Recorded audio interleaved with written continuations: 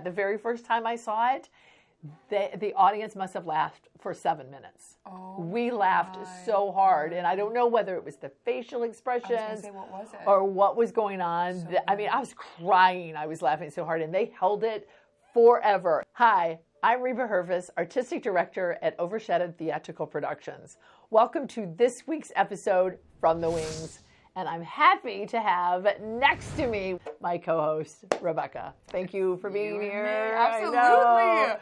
So when we were in New York, a couple of weeks ago, it's been now, we went to see 3 plays. We went to see Water for Elephants, Sutton Foster, and Once Upon a Mattress. And then we went to see The Play That Goes Wrong. Yep. I, for one, loved it. Now, this is the 3rd time I've seen it. I saw it the first time on Broadway, then I saw it when it traveled to Chicago, and now I was back again. I personally think that the Broadway production is way better than the traveling. I have to tell you, the very first time I went to see it, I knew nothing about it. Wow. I went to see it with my good friend Deborah Schott, and while we're sitting there, this man comes out to introduce the show, and he says, "Welcome to the Mystery at Haversham Manor."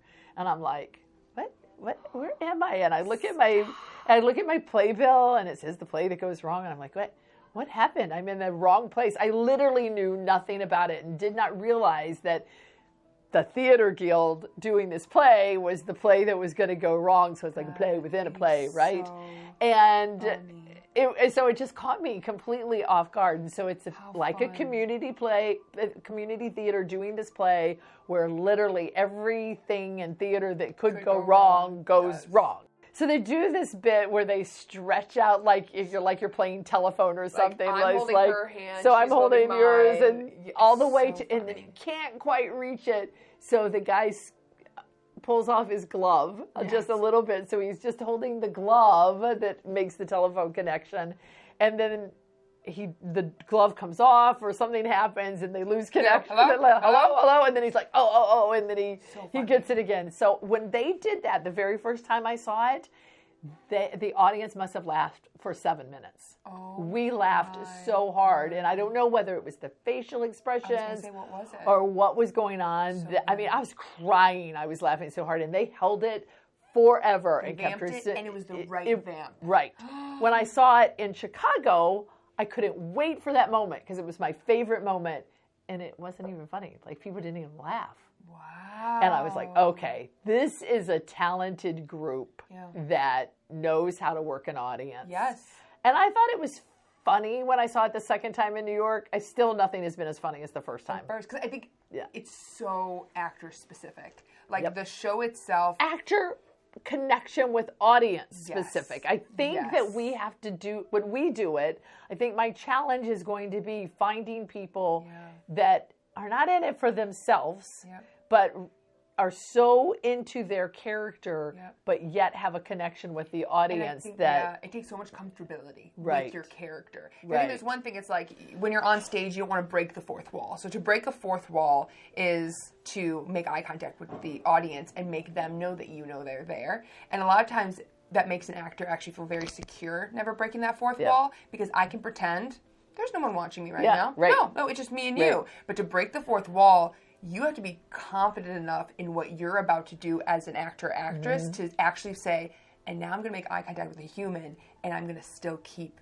my acting, and I'm going to still keep my character. And they have to start it from the very beginning, because the show literally starts 15 minutes before the lights go up at whatever time your show is supposed to start. And they have the stage manager wandering around. They have the guy who makes the opening announcement. He goes through the audience. They have a stage hand walking around, making you stand up and look under your seats. They're looking for the dog. Yes, a dog. Like, have you seen a dog here? And, there are little pictures. And so they have all these things that are going on.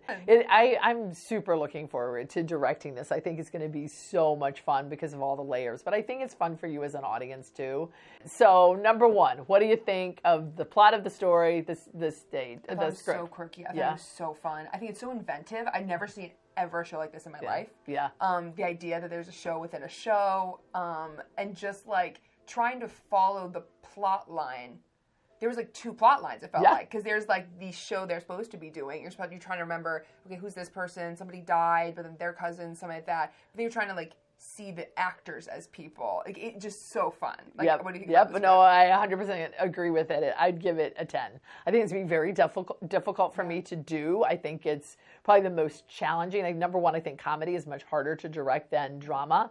And this one will bring danger at the same time. It will have, we'll have to be very careful with the stunts and the fighting skills and I sometimes have actors that don't like to always do their blocking. They like to, wander. If somebody wanders in this play, we might kill them. I mean, literally, it's like if you go stand in the wrong place, you're going to get hurt. So I think that will be a challenge for my people. They like to kind of do their own thing sometime, and it's hard to, for some of them, some people are really great at it, but some people are like, well, it doesn't matter. I'm feeling this way this time, and that will be a problem for this. So I'm really looking forward to the challenges that it brings me as a director, but it's because it's so good that if you do it well, it's great, right? So what did you think of the acting?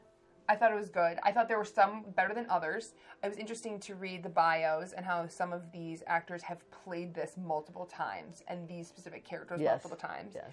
We had some understudies, right? We did. I think we had two. Yeah. I think that changes it up a bit. But some were originals. I feel like you could tell the people who you're like, okay, yeah, he was cast for this because it's so perfect. Yeah. Because the different attitudes, the different characters are so different. But I thought all of them did a very good job. Like, there were obviously some that shined a little brighter than others, but I thought it was really well done. Like, all of them were believable. All of them were really well done. Yeah.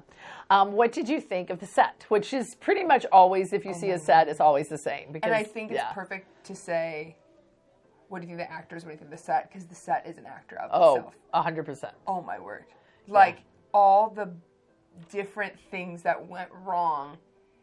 It wasn't even like you looked at the set and you said, oh, I bet they're going to do this. I bet they're going to do that. Like, you were surprised every single time something fell off the wall. And you were like, at the same time, you're like, how did they do that? Like, how? But then you're like, boom, we're right back in the show. It was amazing. Yep. Like, the way that the set crumbled piece by piece by piece all around the actresses. And there were times where, like, there were, like, the things with wheels. And you're like, if you let go of that, like, it's going in the first row. You know what I mean? Yeah. But, like, genius. Like, absolute genius. So, like, you would say that most of the time when you see a set, it's pretty much that set. Yeah. Wow. Yeah. I mean, they might, because there's certain things that are written into the script that you kind of have to do because of the way the story goes, but there's other things that are written in the script that they kind of say, well, this is something you don't have to do. Like, there's a place where they stomp on a particular plank and it's supposed to come on the floor and it's supposed to come up and hit somebody in the face. And so we're kind of playing with whether we want to keep that in there or not, because we feel like the way our stage is that might be something that we might not be able to do safely. Yes.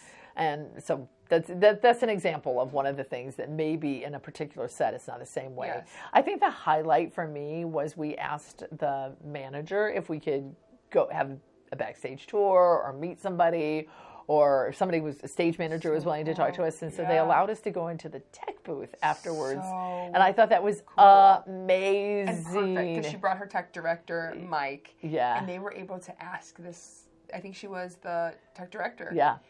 Any question, and she only didn't answer one. Yes, but Dawn, who was with us, Mike's wife, she had figured out the trick that they did, and she goes, "I bet it's this," and she goes, "Yeah, it's that." But, like, what an experience to get to ask. No, and she answered everything. Like, there were a couple of things that we were like, okay, so we're assuming that blah, blah, blah. And she said, yes, that's absolutely the way we do it. Yes. Or there's a couple ones that she's like, no, actually what we do is just much more simple than this, and we do this. Wow. So there's also a Facebook group out there that you can join as a community resource that talks about production values or qualities in the play that goes wrong, kind of a behind-the-scenes thing. Specifically for this show, because it's so unique. Mm-hmm. And so you can go on and people will just say, well, how did you do the breakable vase? Or how did you do this?